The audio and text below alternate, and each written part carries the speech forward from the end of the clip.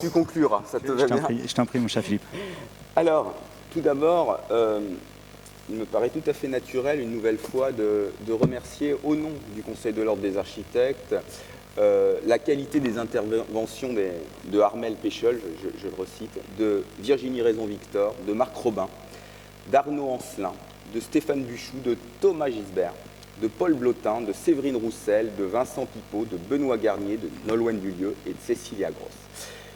Évidemment, Pierre-Yves, je te remercie pour avoir une nouvelle fois animé avec brio cet après-midi. Et je voulais, dans mes remerciements, y associer mon équipe, à savoir bien évidemment tous les conseillers du CROA-PL. Et j'appuierai sur quelques personnes qui ont été véritablement les clés de cette thématique, à savoir Yann Massonneau, notre trésorier, Jimmy Leduc, notre secrétaire, et Marion Barbotin, donc nouvellement élue, et qui effectivement a su se saisir de ce sujet aussi avec passion. Les permanentes de l'institution, bien évidemment, elles n'ont pas failli, alors même que jusqu'à il y a un quart d'heure, des modifications m'étaient présentées, donc ce qui crée toujours un peu de stress, et j'avoue que quand je suis stressé, je stresse aussi un peu les autres, donc je les remercie pour pouvoir supporter ces évolutions. Et puis, le dernier mot, c'est effectivement pour rappeler que cette manifestation n'aurait pas été possible sans la volonté du Conseil national de l'Ordre des architectes, et plus particulièrement de son président. Et je voulais conclure en te remerciant, Christophe, en te remerciant très chaleureusement. Merci beaucoup, Christophe.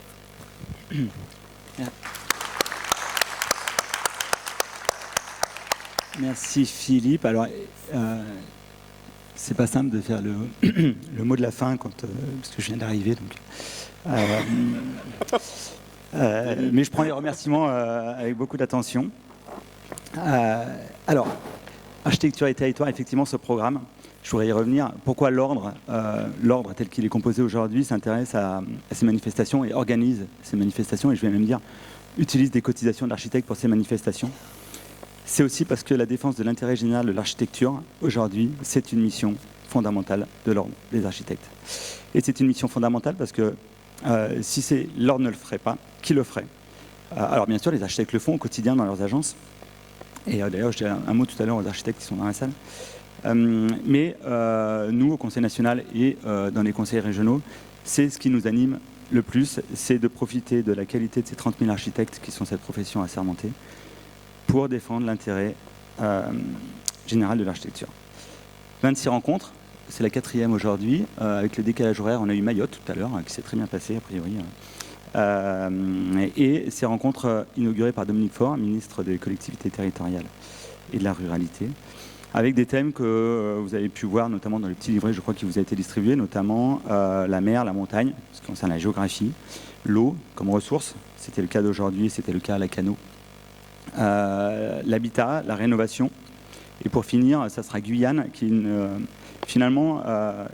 la dernière, parce qu'elle est le 25 octobre, avant la restitution au Salon des maires, mais aussi elle est peut-être une des plus importantes puisqu'elle va parler de coopération des acteurs, notamment pour l'aménagement du bassin amazonien.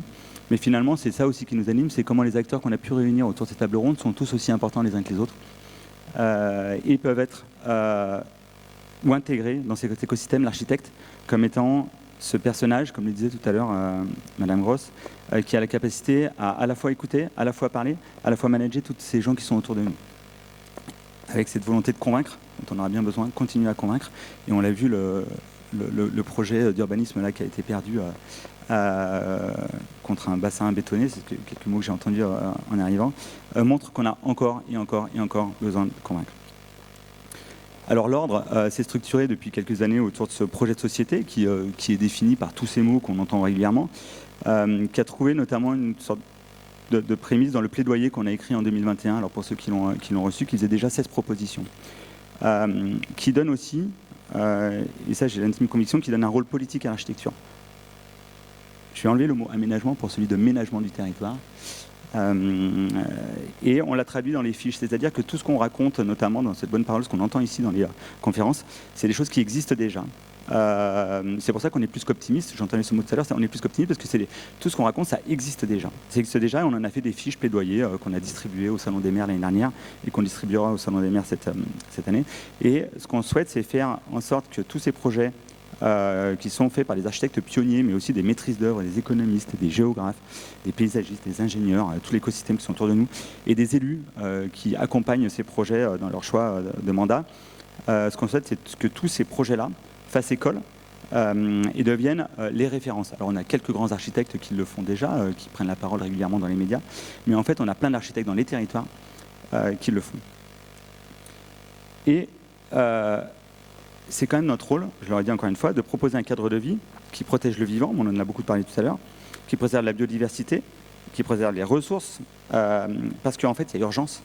Ce matin, je lisais encore le rapport du réseau Action Climat, je ne sais pas si vous l'avez vu, il a été publié ce matin entre autres, qui fait un rapport région par région, d'ailleurs c'est très intéressant, c'est l'impact du changement climatique sur les régions de France.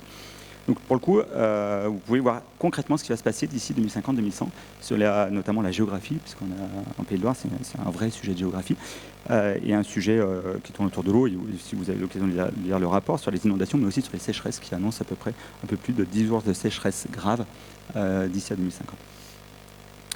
Et enfin, à l'ordre, on porte l'intime conviction que les territoires sont la clé de l'accélération de l'adaptation de notre cadre de vie au changement climatique. Les élus locaux, bien sûr, en premier, mais notamment tous les acteurs qui travaillent sur ces territoires, qui connaissent ces territoires, qui ont la capacité à développer les filières de ces territoires.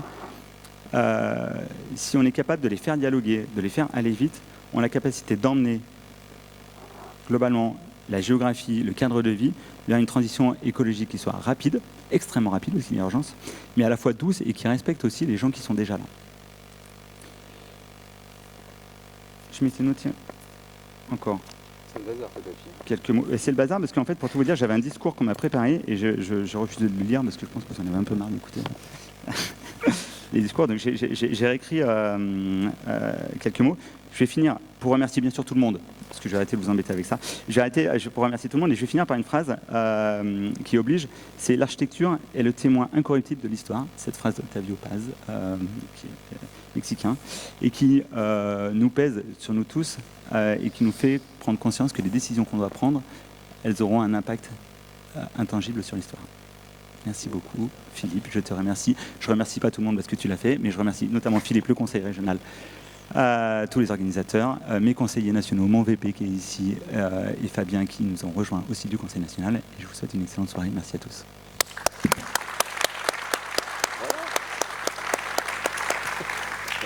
Merci, messieurs les présidents. Vous allez pouvoir vous restaurer. J'ai envie de vous inviter, juste avant de vous lever, que vous vous posiez la question de la bonne idée, les deux bonnes idées que vous retenez de cet après-midi.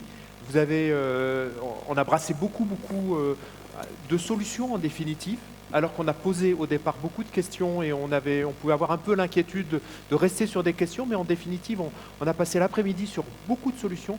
Et j'aimerais que vous vous demandiez quel type de bonne idée vous avez retenu pour qu'au moment des échanges avec un verre, eh bien, vous démarriez vos échanges par la bonne idée que vous avez retenue, d'échanger avec votre interlocuteur autour d'un verre sur la bonne idée que vous avez retenue.